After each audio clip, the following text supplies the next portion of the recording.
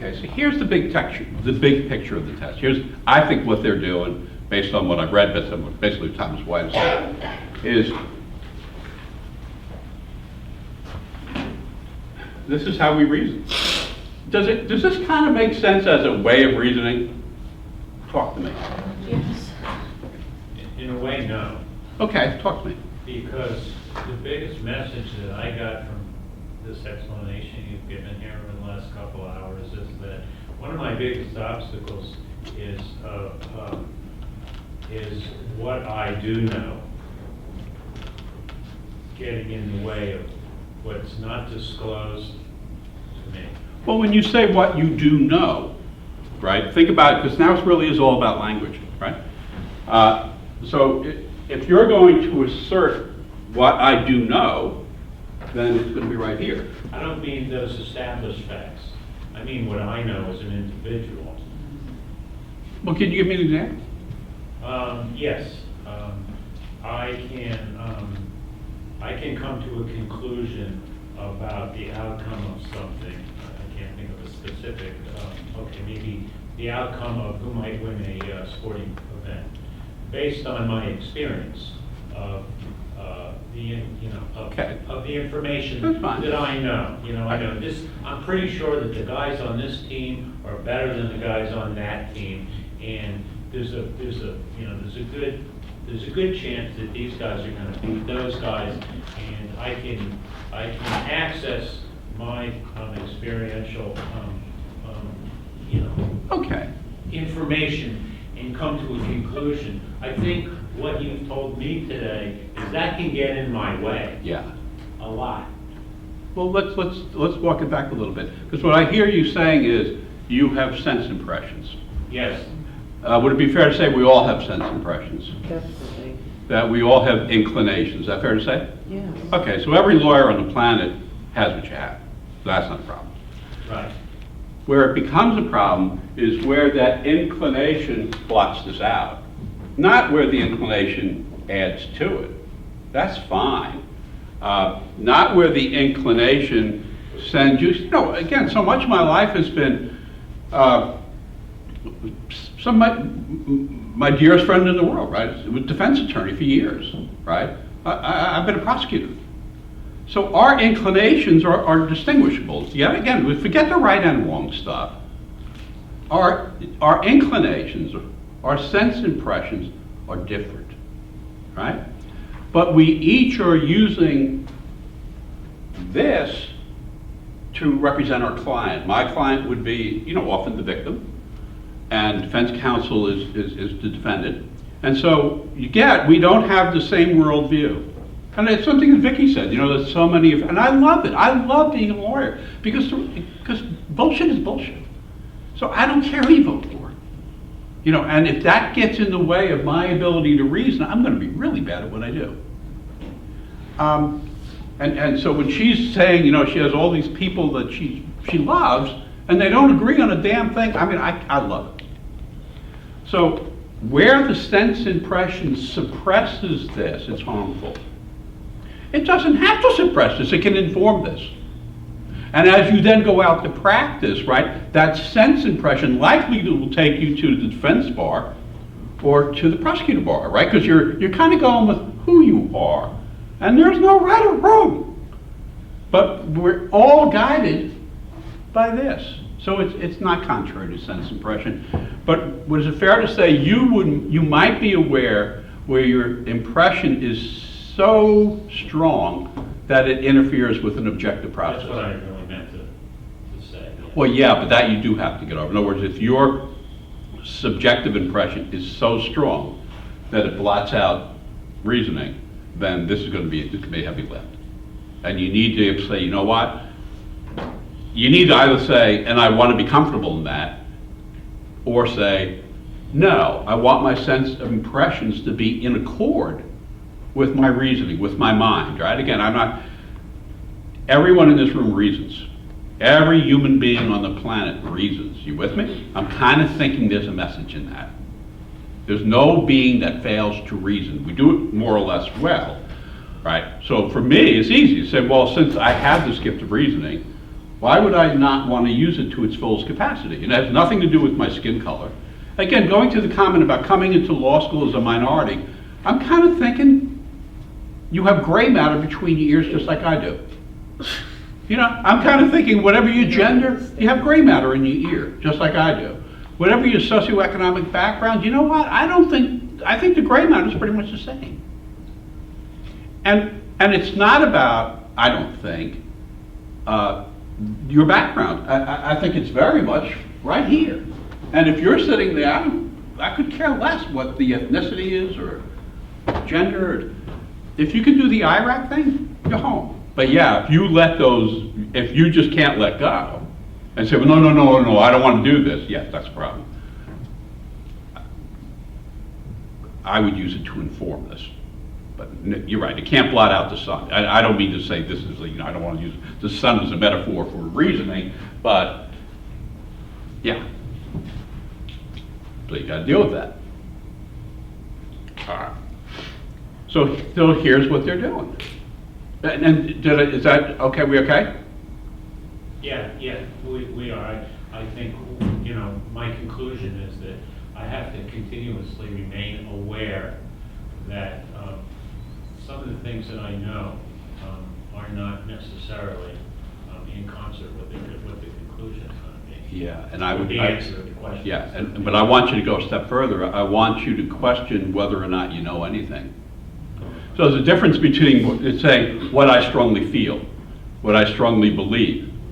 Yes, that's different from saying what I know. 'Cause other than it seems to be difficult to defend the position to say I know nothing when you just said you know something, which is nothing. But other than that sort of paradox, I know nothing. I know nothing. But I don't know how I know nothing. I don't know that I know that.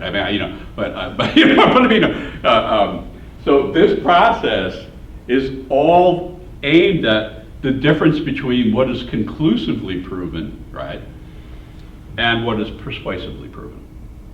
And 99.9% of what you do is persuasively, not conclusively. You with me? And so you're not trying to say, I know anything. I don't, but I'm persuaded of a bunch of stuff, that's for sure. And when I say I'm persuaded, I can come right back along here and explain to you why I'm persuaded of it.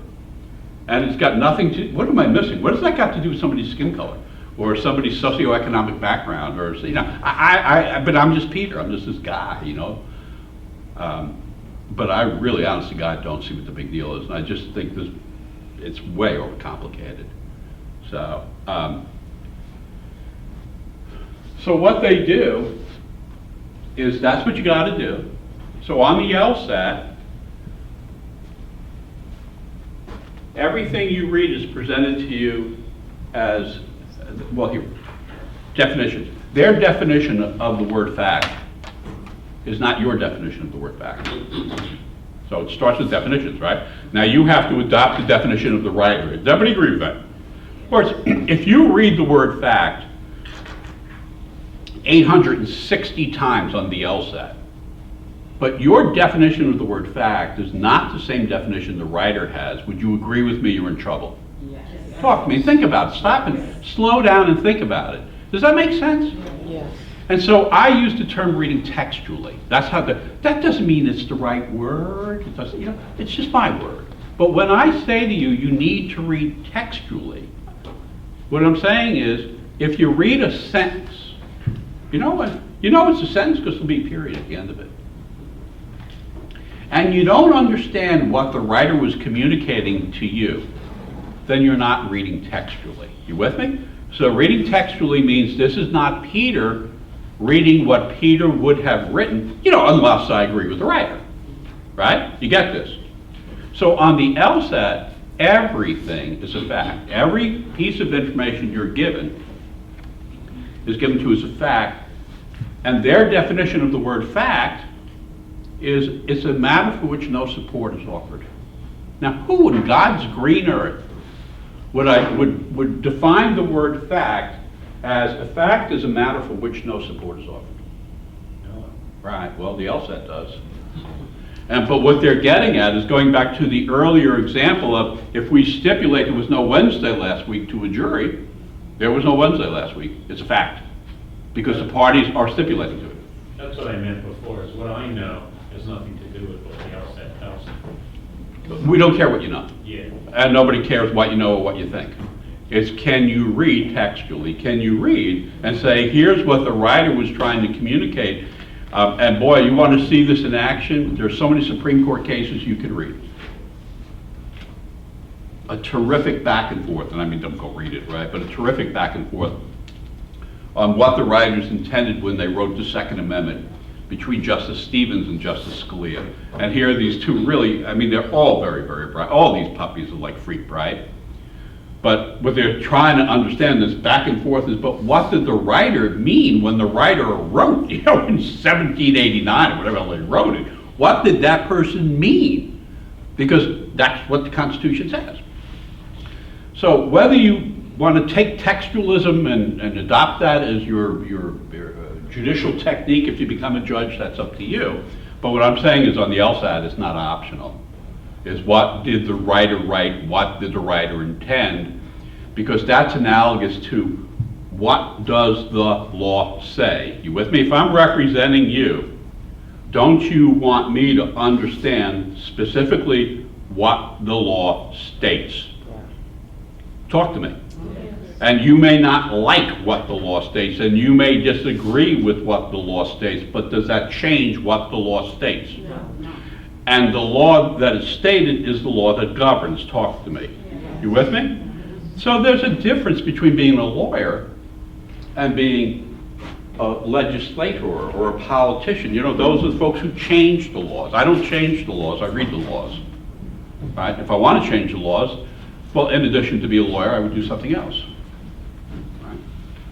So, on the LSAT, they start here and here, and they overlap these two things, right? So what these are the primary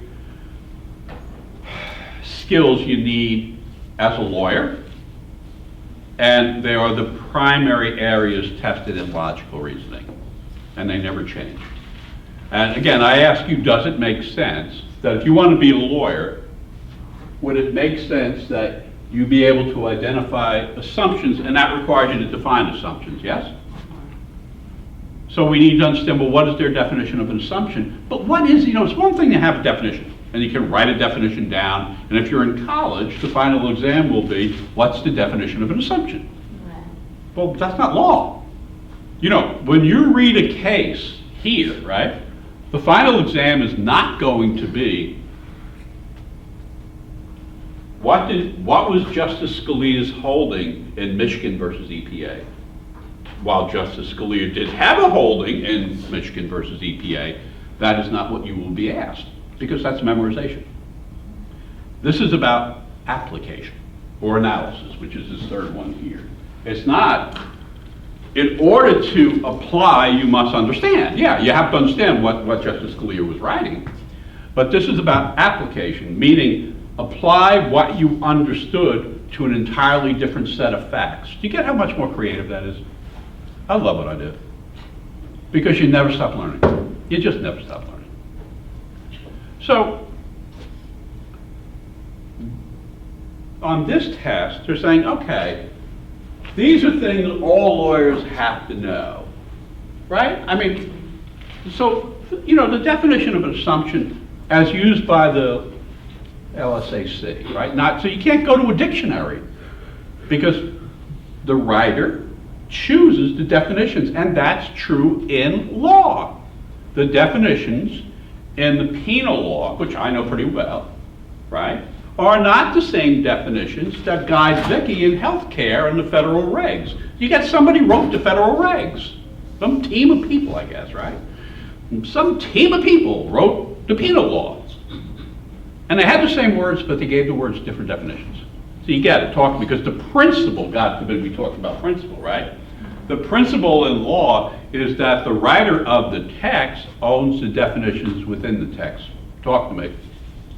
You're not talking to me. Say yes, say no, flip me the bird, do something. Yes? But isn't that different? Where it's not now cross-disciplinary, right? Isn't that just fundamentally different? So gosh, you have to learn something new. Imagine that. You have to learn something new. Like I had to learn stuff about arson, stuff about DNA, stuff about ballistics. And I'm not saying I was any good at it. I don't know that I was all that. I was okay, you know. But the principle is, you get that Vicky had to learn healthcare law. That someday you're going to come out of law school and you're going to be at some firm, right? Or you're going to be in some, you know, I remember my first day in the DA's office, and somebody came in and handed me a brief and said, there's a Sandoval point. I had no clue. I had zero clue what a Sandoval point was. So what did I have to learn? What a Sandoval point was. And there, it may take you more or less time, right? But you're not working under the insane conditions of this test. But you have to prepare for the test. So also, can you learn? If you can say yes to I can learn, unless God has other plans, and you can get a hold of this, you'll be a lawyer. I just think it's way overthought. So, assumptions are, according to the LSAC, unstated. So start with that, it's unstated, right? But it's not just unstated, it has this other characteristic. It's unstated, meaning it's not here. You with me? I'm looking at the established facts. You gave me these facts, right? It's just not there. So it's missing. And it has to be true for the conclusion to be valid.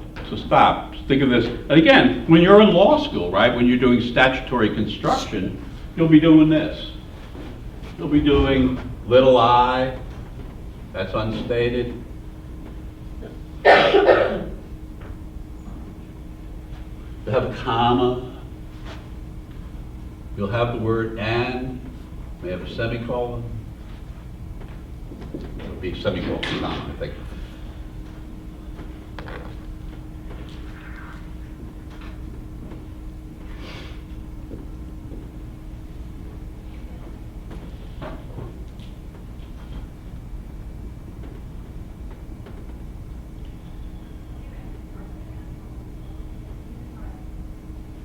I promise you, you're preparing for law school. It's just so cool because it's what's going to happen. Assumptions are something we all make. And again, just in real life, as a lawyer, so think about what this is. It's something that unstated, which, you know, basically means I'm unaware of it. But if I look at the facts, it's not there. You with me? You see it? It's not there. It's missing, right? So nobody told it to me. The son of a bitch, it's critical. It's not helpful. It's not harmful. It's essential. It's, in other words, it's a statement that's missing is false. The conclusion has to be false.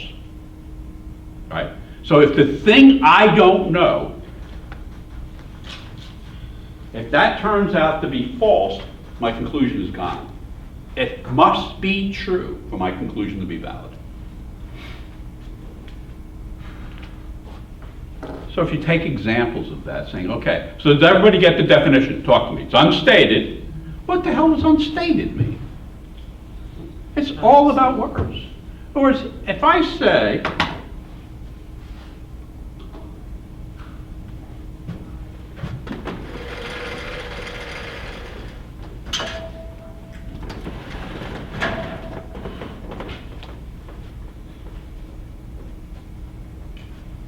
which one do I want to use?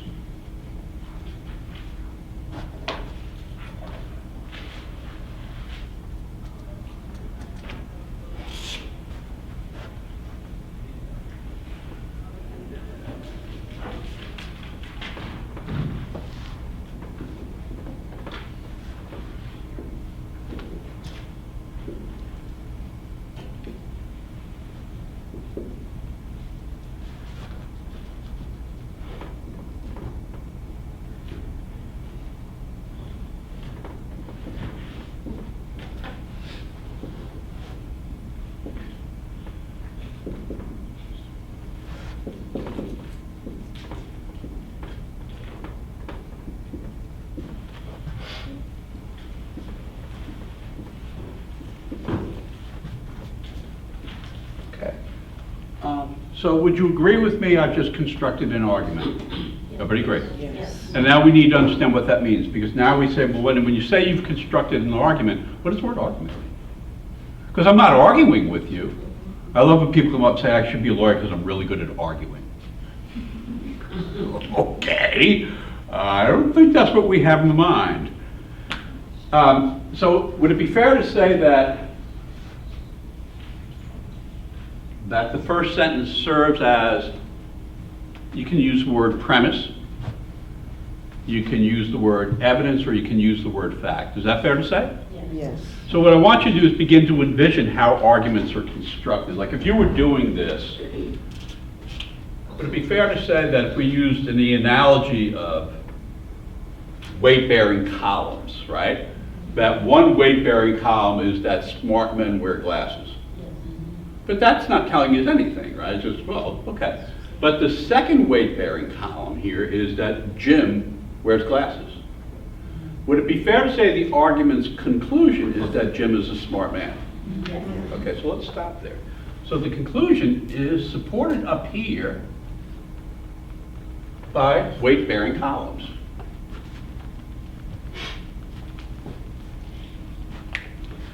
Now, for this conclusion to be true, would you agree with me these statements also have to be true? Yes.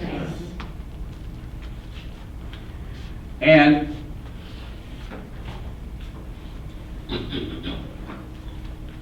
doesn't this conclusion depend on the interconnection, the intersection of these two facts?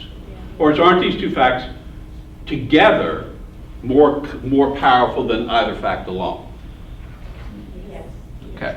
So we have to have these two facts, as Vicki would say, in harmony. Vicki being contract attorney, right? She'll come in, she'll be all excited, she'll blurt out, oh, section 1423A little 3I, it conflicts with section 2763I little a C.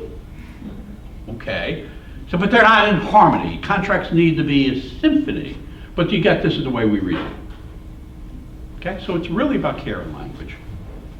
For this conclusion to be valid, what assumption has been made? Can anybody tell me what assumption? Go to the first two premises, right? Yeah. What assumption has been made? Just because he wears glasses, that means that he's smart? Well, the conclusion is that he's smart. Right. Okay. That old men that wear glasses are smart. Well, that's not what the conclusion says. Does the conclusion say all men? So think about that, because it's good. You'll be next. But it's so cool. A properly drawn argument, right? Which there'll be a ton of these that will not be properly drawn, and those will be flawed arguments, right? Doesn't a properly drawn argument mean that the conclusion drawn has to be tethered to the evidence presented? Yes. So if the evidence presented has to do with the borough of Queens, you get that a conclusion about the city of New York is going to be really a tough one. Yeah. Because you've only given me evidence about Queens, yes? Right. So there's nothing complicated about it. When you become an attorney, right, the conclusion is the last thing you care about. You don't need my conclusion. If I reason well, you're going to adopt my conclusion, right? So this conclusion is Jim is a smart man, but it absolutely relies on a fact not stated that must be true for the conclusion to be valid. Yeah. I'm responding to your question about what the assumption was. Yes. The assumption was that smart men wear glasses. That smart men, no. Is it fair to say, right here it says smart men wear glasses? But isn't the evidence that Jim wears glasses is the fact that they can just see that Jim is wearing glasses or Jim is not wearing glasses? Let's go back to the definition. For something to be assumed, it must be unstated. Is it fair to say the clause, smart men wear glasses, is stated? Yes. Therefore, it's not an assumption. Right. So again, it's just, it's this overthinking, or it's coming in here, right? Because in the real world, assumptions can and often are stated. So, go listen to a weather forecast, and they'll be telling you about, well, assuming this and assuming that, then we'll have this weather.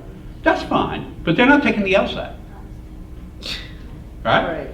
So, but what they're getting at is in order to understand law, you have to reason this way. If all I were doing here was writing some dopey thing about smart men in glasses, what a waste. Right? But if what we're doing is introducing you to how you're going to have to reason, then it's not a waste. So, can anybody tell me, because once I give you the principle, you're going to be able to solve all the time. Right? So the principle is the general statement from which you're able to predict a bunch of outcomes. So the principle is a broader statement. Would it be fair to say the word weapon is a broader word than the word knife? Yes. Would it be fair to say, depending on the knife could constitute a weapon? Talk to me. Is it fair to say the word weapon is broader than the word gun? Yes. But is it fair to say the word gun, under certain circumstances, can be considered a weapon? Yes. So where's Aristotle? So the principle is, right, certain words and terms cover, it's like a house, like the roof on a house, right? And now I hear the word weapon, I'm charging with somebody with criminal possession of a weapon. Don't I have to understand with whatever was used, don't I have to understand whether or not that constitutes a weapon? Right. Oh. Well, the principle is understanding what a weapon is. Right? And I get that from the law, so I don't have to, I may get it from the court. I may have to go to court to determine what's a weapon and what's not a weapon. At what point does a knife not become a weapon? So how about a butter knife? Is a butter knife a weapon? Well, look at you guys go. You all have your views. And what don't I care about? Your views is not what you think. It's what the law says. You with me? And if there's no exact language covering a butter knife, which is used in an assault, right? Don't you think the courts are going to interpret whether or not the facts that were presented under those circumstances constitute a violation of statute? So do you get, we're going from examples to a broader principle. And that's what, law school is all about this. Again, how you're going to learn in law school. You're going to come into contract law. Would it be fair to say you need to understand what constitutes an offer? Yes. Would it be further fair to say you're going to need to understand what constitutes an acceptance of that offer? Yes. Right? And would it be further fair to say you're going to have to understand what constitutes consideration within that offer? What is adequate consideration? Do you get the word consideration lends itself to exploration? Like, what is consideration? What constitutes adequate consideration? Do you see there are going to be lots and lots of examples? Talk to me. What constitutes a valid offer from an invalid offer? Do you see all the cases you're going to read? Some will be a valid offer and some will be an invalid offer, right? So we're not Aristotle. That's how all of law school is taught. The person who's like me, only they're smart, right, is up here with the principle when they come in. So the principle is I've got to communicate to you what constitutes an offer. But the manner in which I'm doing that is through examples, cases, hypotheticals. It's exactly the way the LSAT proceeds. This is no big deal. So what I'm saying here is this is not just about getting this right. It's about understanding what's the principle that once unlocked allows you to get any argument right when it comes to identifying an assumption. So here's the deal. See how the word glasses is repeated? Yes, talk to me. Yes. Everybody see that? Anybody need a class in formal logic yet? Okay, so when something is repeated, it's explicit. Is it fair to say the word glasses is explicit in each of the two premises? Yes. Now, But this was smart men, yes? Right.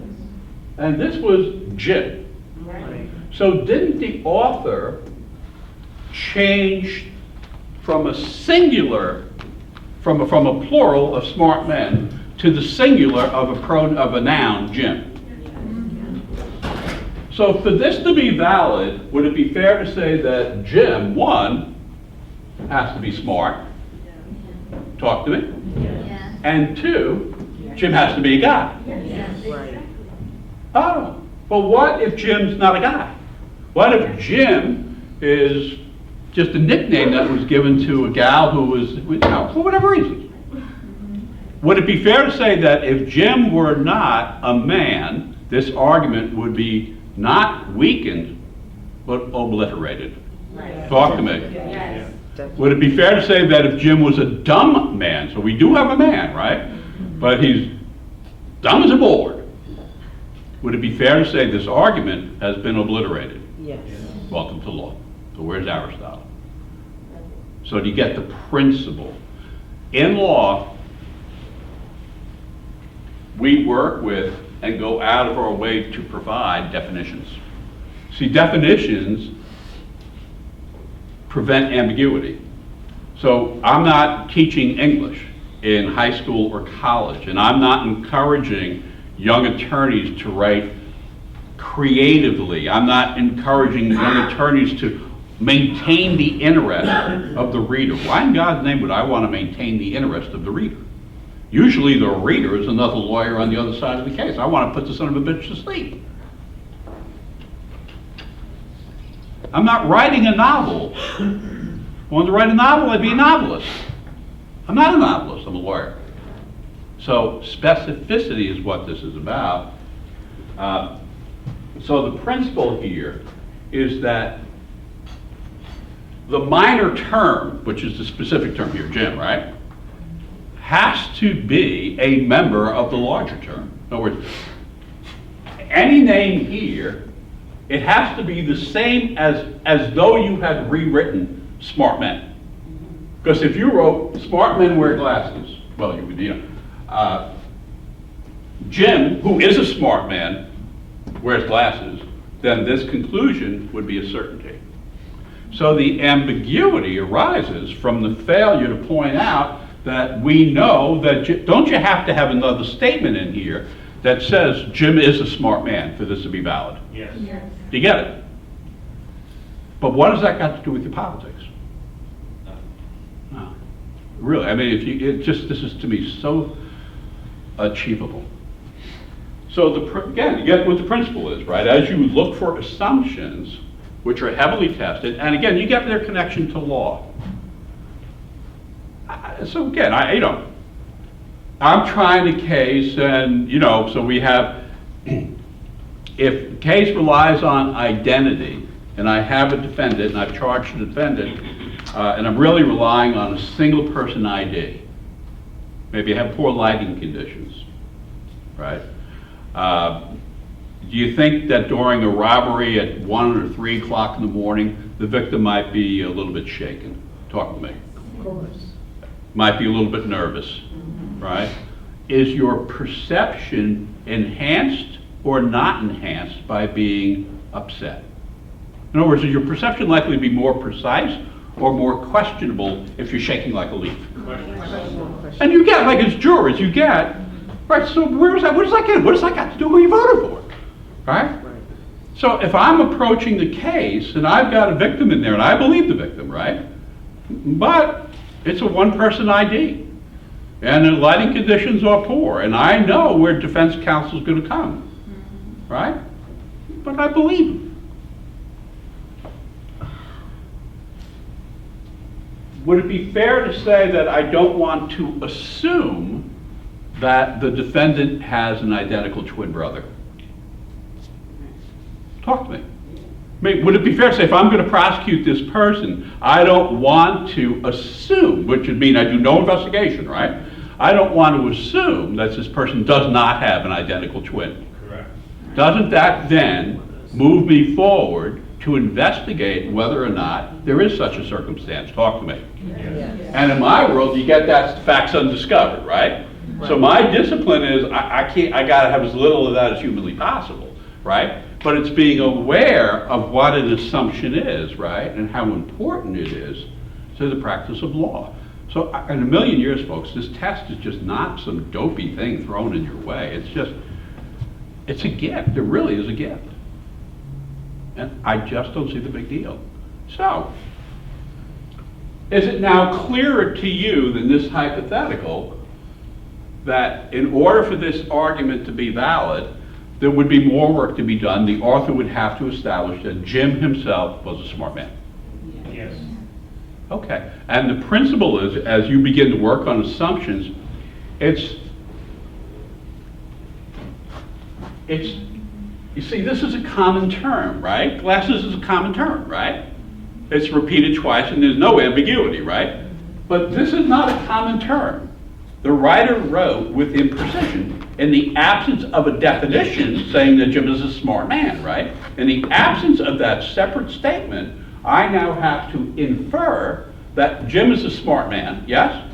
For this to be valid, and that is basically, I'm inferring an assumption, because that is a statement, one that you get that it's unstated. Nowhere in there does it say Jim is a smart man. Talk to me, right? The second thing is, not only is it unstated, it's essential to the argument's conclusion, yes? It is the conclusion. Yeah. But for that conclusion to be valid, that statement has to be true. I mean, there's no way around it, right? So again, they're not going to make it that straightforward, but the principle is the same, right? That whatever is stated in the second sentence, so long as it's the minor premise, right? Whatever that is, it has to belong to the major premise. It's got to belong to whatever was mentioned in the first sentence. So for this to be valid, Jim has to be a member of this set, right?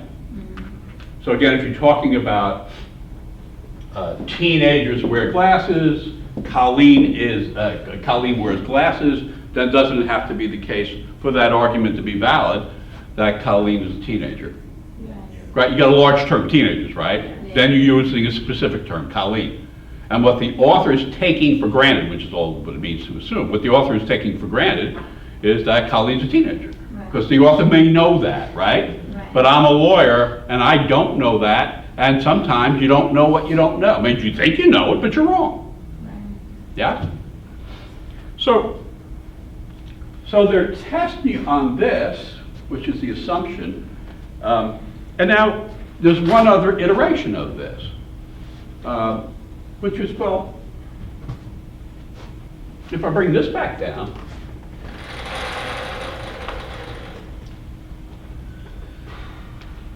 think about where they can go, because this is what they're working off. In other words, if I give you a fact, so it's over that far left, and it's written there. So if my conclusion is the car is green, I'm going to get my conclusion, the car is green, right? And they ask now they're requiring me to identify an assumption. Well, if there's a stated piece of information, if the stated conclusion is the car is green, well, then it's a stated conclusion. Would it be fair to say that what is assumed for that conclusion, I mean, the conclusion is the car is green, right? So you think of something that's unstated and must be true for the conclusion to be valid, right? So if answer choice C says the car is not red, is that unstated? Is there anywhere in the physical argument does it say the car is not red? No. And is it a statement, so it is missing, right? Is it a statement that must be true for the conclusion to be valid? Yeah. Yeah. And again, I just need you not to overthink it. It's a psychometric test, right? So we're in the preparation mode, right? So what you're doing now is basically you're preparing to execute, but you're not executing yet. But you're going to begin to recognize it becomes a recognition test over time, right? And again, as you hear these different stories of, Vicky going through one cycle, and Braulio going through 3 cycles, do you get everybody learns differently, right? And it's not about how long it takes you, it's about do you get to the destination? And everybody's journey is different. Could you repeat what you said about the car not being red? I didn't. Yeah, if the conclusion is, and again, I'll go to the principle, but if the conclusion is the car is red, for that conclusion to be valid, mustn't it also be true that the car is not green? Yes. And therefore, an assumption underlying your conclusion is the car is not green, because you said it's red. So everybody gets the example. Talk to me. So if I've said the team won the game, right, haven't I assumed the team didn't what? Lose the game. So this, again, I get some of law can be really academic and really hard, and I may have touched on that by accident once or twice in my life. But getting into this profession is not. It is simply learning to think this way, right? And then there are all different levels. So once you get that, right, it's just a predicate to whatever you're going to learn. Okay, so here's the principle. Does everybody agree that if you're going to tell me the car is red, you've assumed the car is no other color? Yes. Everybody agree with that, yes? And why is it we're not disagreeing? Because you stated it. Well, but I'm asking you to examine it. But we have all different politics, we have all different religions, we have all different backgrounds. Son of a bitch. How come we're agreeing? It's not temporal. That's what? It's not a temporal statement. Well, I would say we're agreeing because we're reasoning. You know. So here's the proposition. Every conclusion you've ever drawn in your life, you've assumed it's non-contradiction. Just stop and think about that. Every time you've drawn a conclusion, you've assumed it's non-contradiction. So think about every time, no, I was going to say think about every time you've been wrong. We'd all be here for months, particularly me. Think about an occasion on which you've been wrong. If that's happened, let me not be, It's just, I can think on occasion on which I've been wrong. But think about an occasion on which you've been wrong. I mean, God forbid you take this and it influence your life. That'd be really horrible. Yeah, that'd be horrible. Now go back and you can identify the assumption because you know why you were wrong, right? So on that occasion where you ever been behind somebody who's driving like a snail, like you got Fred Flintstone in front of you? Somebody like they're going like 10 miles an hour and you're behind the wheel and you say schmuck. Is it fair to say you've reached the conclusion? Yes. Right? And is it fair to say you're reaching that conclusion on the basis that this person is voluntarily moving at 5 miles an hour? Right? Yeah.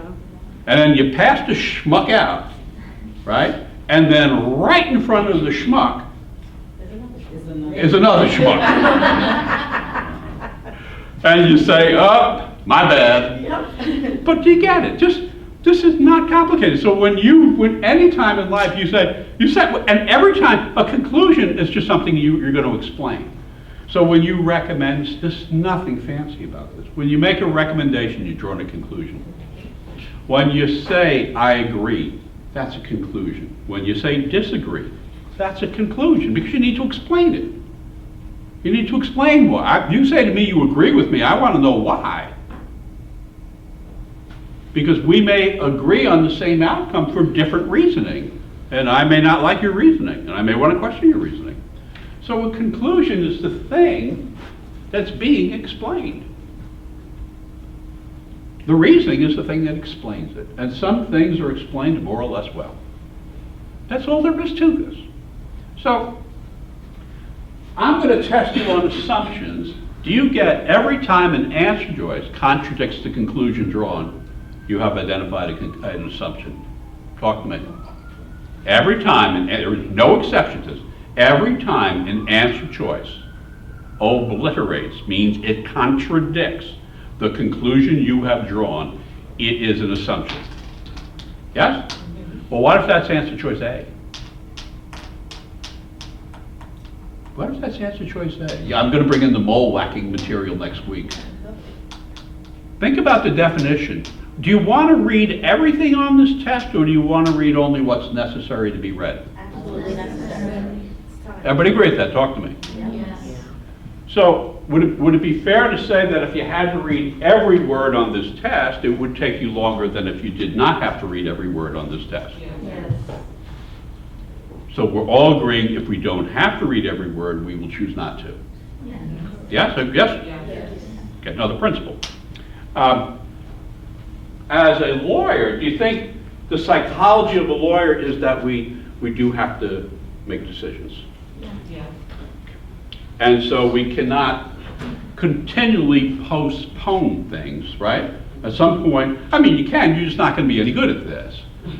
But do you get, at some point, I know I've had to stand up there and say people are ready. Well, they're ready or not. I'm standing up and saying people are ready. So would it be fair to say that a psychological trait you'd want to see in a lawyer that you might not want to see in your spouse? You know, you might not want to see it in your children. There might be lots of times you don't want to see it, right? But is it fair to say that for an attorney, you would like an attorney who's good at this, the reasoning, right, and is decisive? And that's execution. You with me? That's the difference between preparation and execution. Preparation lays the groundwork for execution. To execute without preparation is you're just being a jerk. You know, so those folks in your, let me not, that's not fair. But have you met people in your life who have all the answers and none of the reasoning? No, and I mean, and that's fine, and just don't be an attorney. Right? Have you met people who just know things to be true? I work for them. Well, if you think about your family, do you have family members somewhere in there, right? And they just, if you begin to question them, it's like, what's wrong with you? What's your problem? So, it's like I'm backing out of the buck. What's your problem? What's your problem? This is not that. It's so not that. So would you agree you want an attorney to be decisive? Perhaps more decisive than you are as a client. Talk to me. Sure. It's really important because it goes to why this test is so bloody different than probably anything you've done. Right? Okay. But to be decisive, we want to have we want a principle. Would it be fair to say we want a principle to say, well, here's an occasion where I can be decisive, and here's a case where I need to be more deliberative. Talk to me. Yes? You get that to deliberate is more, you're spending more time, yes? But what if you're deliberating over something that was designed to be responsive to a decisive personality? You get the person who deliberates when they could have been decisive runs out of what? Time. Yeah. You get, and again, that goes to, again, if you went through this test and you feel you don't have enough time, how helpful is that? Isn't that really helpful that you feel you don't have enough? So you're a victim. I'm a victim. I can't, I can't. It's not fair. If gave me all time, I'd be fine. Okay, again, psychology. How much time does the person to your left get? Same. How much time does the person to your right get? How about the person in front and behind you? So who doesn't have enough time? They don't. Well, no, they don't. Because they're coming in saying what? They don't have enough time, and I'm certainly not going to upset that. You go right ahead. You go right ahead. You go right ahead. It's trial practice. I have no problem. You go right in there, and after we're done, then I'll have a conversation with you. But first, I have to kick your ass. It's attitudinal. It's psychological. It's the nature of the test. It's the nature of the profession. Has anybody imagined you're not going to work under time pressure as a lawyer? Does anybody have that like fantasy? Oh yes, oh yes. I'm going to change. I'm going to sit on the Supreme Court and have all the time in the world. It's where you want to be, right? So you begin to become aware of what psychological attributes, and the test is picking up on this. So, would you agree with me that you could be just more decisive? Imagine you're deliberative in advance. That's preparation, right? So we're being deliberative in preparation. Does that sound about right? Yeah. Okay. But then there comes a time you're prepared. To whatever degree you can get prepared. Right? Okay. So now, I don't want to be deliberative on the test because I've been deliberative in preparing for the test. Do you see how your psychology changes? And you get that not everybody can make that change.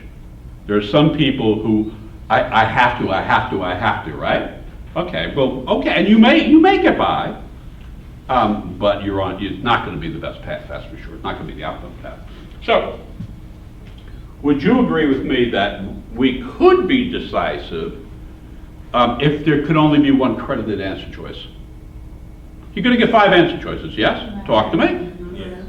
And is it theoretically possible on any given issue, is it theoretically possible you would need to look at all 5 of the answer choices? Is that theoretically possible? Talk to me. Come on. Yeah. And we can come up with an example of that, yes? If I say, which of the following most weakens the argument? Well, if it most weakens the argument, is it theoretically possible each of the 5 answer choices weakens the argument? Talk to me. Yes. Yes. And you would only know what most weakened it upon reading all 5. Yes. So would you agree there are at least some circumstances in which when the issue is to weaken, we would want to adopt the deliberative stance? Talk to me, come on. Yes. Okay, none of this changes. But that would mean really each and every weakening question, each and every strengthening question, yes? Which of the following is most strongly supported by the information above? We'll get into that, that's a conclusion issue. Which of the following is most strongly supported by the information above? Doesn't it sound like A, B, C, D, and E could all be answer choices supported by the information above? Talk to me. Yes. So, at least initially, don't you give an edge to deliberation over pulling the trigger? Yes, talk to me. Yes.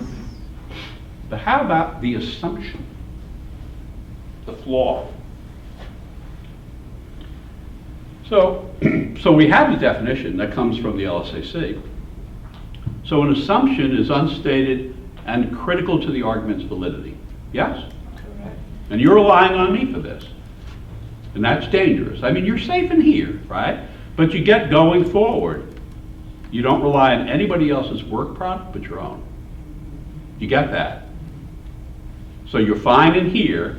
I'm going to be wrong, right? I'm not going to be wrong a lot. But make no mistake about it, I am going to be wrong. Because I'll infer. You with me? I'm not going to be wrong where there are facts that are established. I'm not going to be wrong when I say to you, here's the LSAC definition of something, because it's there, right? But the moment I begin to infer, I'm at risk. You get that? Every single one of us is. You know, so all I'm trying to do is adopt a persuasive conclusion, right? Not a conclusive conclusion. So this is persuasive. Would you agree that when confronted with an assumption issue, since it must be essential or critical, terms are interchangeable, to the argument's validity, there could not be 2 credited answer choices? Because if A were essential to the argument's validity and C were essential to the argument's validity, how would you pick a correct choice? You couldn't. But you see how that's different when we say weaken an argument, right? Because then you could have it, yes? So how about when you take the test, every assumption issue only has 1 answer choice that can be credited. It's not possible to have 2. Every flaw issue can only have 1 answer choice because a flaw is fatal. You with me? It's not weakening. A flaw is a fatal defect. So while an argument itself may have several fatal defects in it, in other words, I could construct an argument that has several fatal defects in it, I can only identify 1 as an answer choice. Because if it were more than 1, I'd have 2 fatal defects. Do you get it? Do you see what's going on? And do you get how this all builds on reading textually? Because if you're not reading what the writer wrote as the writer intended it to be read, you can't do this. And it's just making that change. So,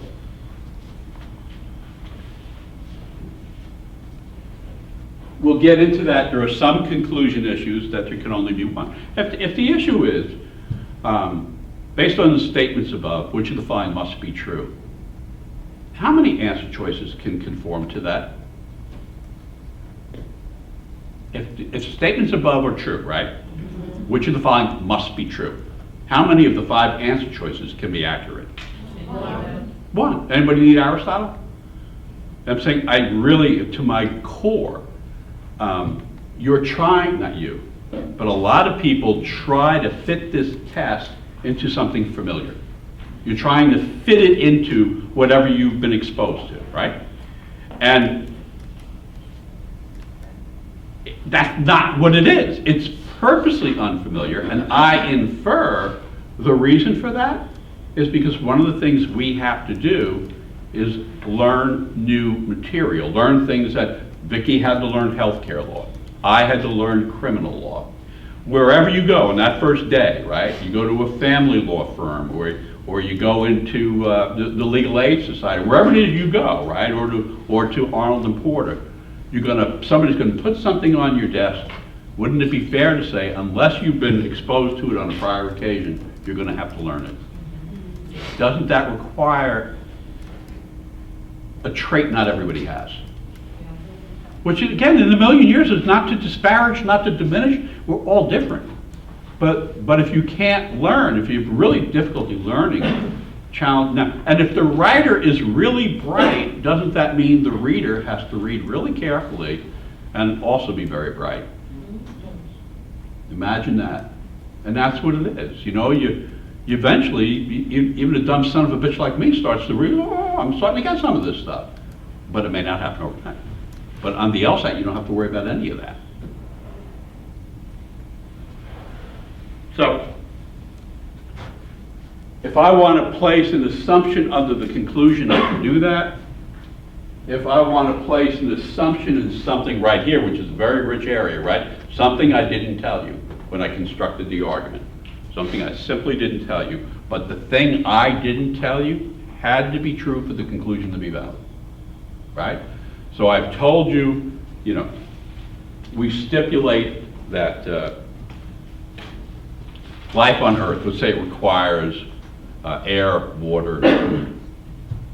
And I give you an argument, it refers to a new planet we've come across, and that new planet has air there, and it has water available. And then I conclude, in that it has air available and water available, it must be, human life must be sustainable on that planet. Do you see how I left something out? Meaning, because when I was back in that room constructing the argument, I had water, air, and food, yes? Right, but I'm not telling you everything because you're taking the test, I'm giving the test, right? Right. And I want to see if you can identify an assumption. So again, you wouldn't be required to know that. You would be told in advance, you need these 3 things, right? But then if in my argument, I only refer to 2 of the 3, would it be fair to say if each of those things is necessary for human life, each has to be present? Right. And if I fail to include one, haven't I assumed for the validity of the argument, it was there, I just left it out? Yes. So where's Aristotle? And you get, we write on behalf of clients. You with me? I'm not writing to educate you. Are you out of your fucking mind? I'm writing to advance my client's interest. Do you with me? It's just, it's hugs afterwards, because then we're going to be high. You son of a bitch. I can't believe you got away with this. You know. So, but this is war.